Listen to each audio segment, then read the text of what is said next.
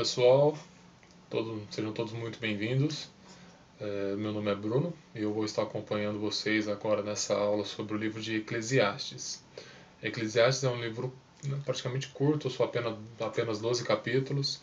É um livro bem rápido e muito bom para nós. Muito bom porque é um livro que basicamente nos fala sobre conselhos, né, nos dá ótimos e bons conselhos para a nossa vida, independente da data em que foi feito, em que foi escrito. Né? A Bíblia sempre se renova, então é um livro que traz muito e ótimos conselhos para nós nos dias de hoje. O livro de Eclesiastes é um livro que foi, a sua datação, ela está aproximadamente ali entre 450 a 180 anos antes de Cristo. Foi mais ou menos por onde ele foi escrito. E o livro, no primeiro capítulo,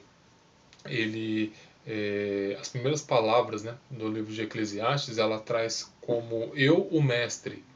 E o que quer dizer eu, o mestre? Alguns estudiosos, né, afirmam que esse eu, o mestre, em que é trago no primeiro capítulo do livro de Eclesiastes, seria uma das sugestões, né, que seria Salomão, o filho de Davi. Outros estudiosos trazem que poderia ser um dos reis da linhagem de Davi, né, um dos últimos filhos dele. E ainda há outros que dizem que pode ser um professor israelita que assumiu a posição, né, igualmente a de Salomão, para passar o ensino do livro de Eclesiastes. Então existem essas três sugestões a respeito de quem seria o mestre trago no livro de Eclesiastes. E ele começa com o primeiro capítulo trazendo sobre o sentido da vida, né? Em que ele diz que nada tem sentido. Ou seja, ele traz o nada ter sentido a respeito do trabalho árduo do ser humano, né? O trabalho pesado, o trabalho cansativo, exaustivo, além além do normal, em busca de bens materiais, e que isso não tem sentido, né? Que é um trabalho exaustivo, porém que não dá, não tem para a nossa vida espiritual, não tem sentido algum, não vale a pena. O segundo capítulo, né, trazendo aqui trazendo uma explicação de cada um dos capítulos, né? O segundo capítulo ele já informa sobre os prazeres da vida. Né, sobre os prazeres da vida, ele continua explanando ali a questão do trabalho árduo embaixo do sol, né, que diz todo o trabalho feito embaixo do sol, no caso, e fala sobre os prazeres da vida também, que não tem sentido a questão do homem ele buscar saciar os seus desejos materiais, aos quais não vão de acordo com os mandamentos do Senhor, aos quais não vão de acordo com a palavra do Senhor, aqueles desejos carnais, aqueles desejos pecaminosos, né, que o homem trabalha arduamente para satisfazer esses desejos, e que isso também não tem sentido nenhum. Além disso, ele diz que, no segundo capítulo, que o melhor para o homem seria ele desfrutar do seu trabalho. De que forma? No comer, no beber e na própria satisfação com o seu trabalho, na própria alegria com o seu trabalho, certo? Já o terceiro capítulo, ele já traz uma linha de pensamento sobre o tempo de todas as coisas. Isso, né, eu creio que muitos de nós já ouvimos isso várias vezes nesse terceiro capítulo da Bíblia, que diz sobre o tempo de todas as coisas. E nesse terceiro capítulo, né, deixa eu abrir aqui para nós só um momento, que começa de uma forma que nós conhecemos bastante, que diz aqui: o tempo certo para todas as coisas, né? Tudo tem uma ocasião certa e há um tempo certo para todo o propósito debaixo do céu. Tempo de nascer, tempo de morrer, tempo de plantar e tempo de colher o que se plantou. Então, nós já conhecemos muito desse capítulo, né? Em que diz que há tempo para todas as coisas. Então, todo o terceiro capítulo é voltado para essa linha de pensamento.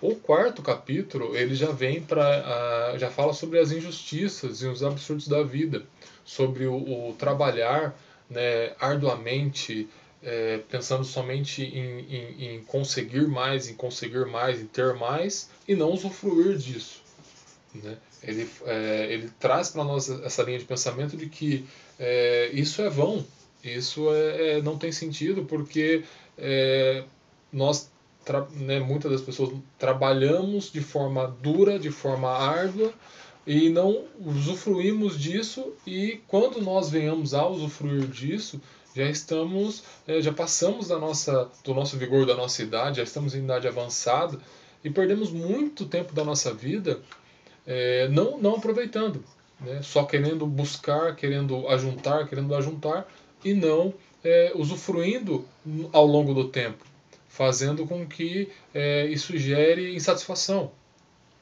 E pulando para o quinto capítulo já fala sobre o temor devido a Deus, sobre ser reverente ao Senhor, ser reverente a Ele, e também traz a continuação dessa linha de pensamento sobre as riquezas e não ter sentido na vida, né? E de que traz um pouco também sobre o pensamento de que daqueles que amam o dinheiro, eles buscam cada vez mais ter mais, ter mais e ter mais, e não se saciam. Quanto mais tem, mais eles querem, né? E traz isso aquela exaustão, uma vida exaustiva para cada um deles, né? E pulando para o sexto capítulo, ele já explica, trazendo um resumo desse quinto capítulo, sobre essa busca exaustiva pelo querer cada vez mais. No sexto capítulo ele explica que, sendo rico, sendo pobre, sendo sábio, sendo tolo, todos no final vamos para o mesmo lugar. E que a vida é muito passageira, a vida é muito rápida, né? A nossa vida é muito curta. E que se nós não aproveitarmos o dia após dia, né? Se nós não desfrutarmos do dia após dia, no final todos vão para o mesmo lugar. Ou seja, nós viemos do pó voltaremos, né? Pulando para o sétimo capítulo, o sétimo capítulo, o capítulo 8 e o capítulo 9, basicamente, eles já trazem uma linha de pensamento a respeito de sabedoria. Aqui, nesses 3 capítulos, praticamente, nós recebemos vários e vários conselhos sobre a sabedoria da vida, né? Sobre como viver de uma forma sábia, como viver de uma forma que agrada ao Senhor. E recebemos isso, muitos conselhos. São 3 capítulos fantásticos, né? E tem muito conselho bom. Pulando para o nono capítulo,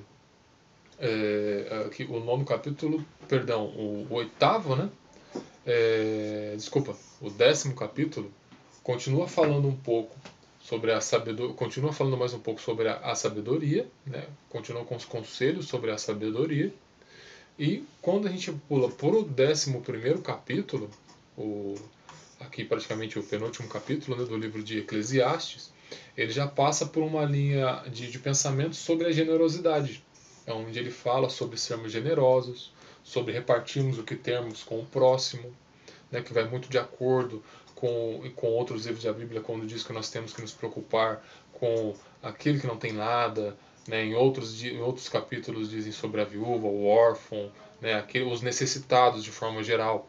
Então ele traz essa linha de pensamento, né? Explicando os conselhos sobre ser generoso, ter um coração generoso com o próximo, com o ajudar, né? E quanto mais o Senhor nos prospera, quanto mais o Senhor nos dá fartura, em preocupar com aquele que não tem. Isso, esse 11º capítulo traz esses conselhos, essa linha de pensamento.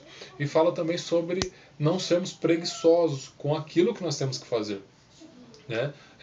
Isso é legal porque, se nós pararmos para ver alguns capítulos anteriores, que fala sobre o trabalhar demais, né? O trabalho árduo, o excessivo, é aquele desejo de querer ter. Quando você chega no 11º, ele traz essa questão de não sermos preguiçosos, ou seja, ele encontra o equilíbrio sobre você não trabalhar demais, mas também você não te deixar fazer sua parte, né? De não fazermos a nossa parte daquilo que temos que fazer para a nossa vida, não sermos preguiçosos, né?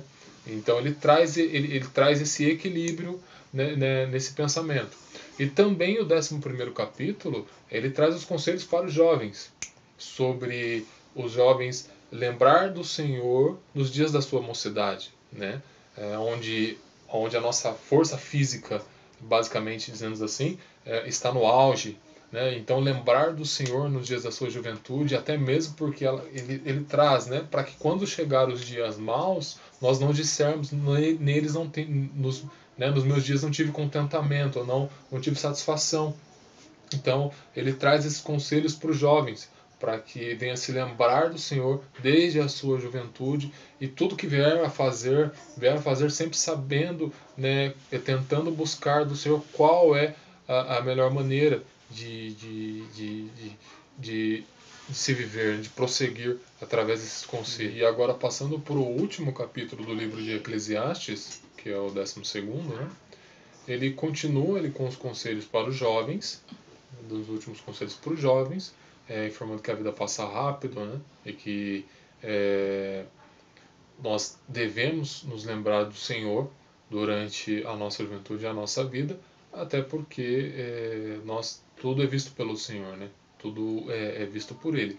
E conclui da seguinte forma, nos aconselhando durante a nossa vida a temer o Senhor, a temermos o Senhor e obedecer os seus mandamentos, viver de acordo com os seus mandamentos. E concluindo que, mediante a uma vida de temor ao Senhor, obedecendo os seus mandamentos, tudo é visto pelo Senhor e nada ficará no oculto, né? Que seremos julgados no Senhor, vivendo uma vida fazendo coisas boas ou coisas más, nada ficará no oculto, e que mediante a isso seremos julgados de acordo com as nossas atitudes e tudo que fizemos durante as nossas vidas. Isso é o livro de Eclesiastes, ele termina aqui no 12º capítulo, né? E nossa aula chega ao fim. Como eu disse a vocês, é um livro bem curto, né? É um livro bem pequeno, e é um livro muito gostoso. Olha, quem não leu ainda todo o livro de Eclesiastes, quando tiver um tempo, separa um tempinho para ler. É um livro muito bom, como eu disse no início, né? É de muitos conselhos bons, de muita valia para a nossa vida.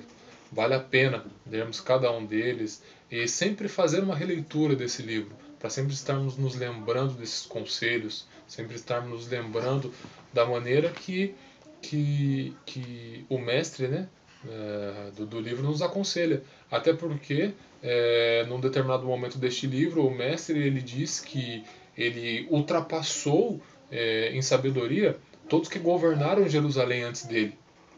Então, assim, ele buscou ter a sabedoria de uma forma que nenhum antes dele foi mais sábio do que ele. Então, assim, nós estamos sendo aconselhados neste livro por alguém que teve uma sabedoria extraordinária. Então, são conselhos, né, muito válidos para nós. Então, quem não leu ainda, vale muito a leitura, né, é um livro muito bom. A nossa aula encerra aqui. Deus abençoe cada um de vocês e até a próxima.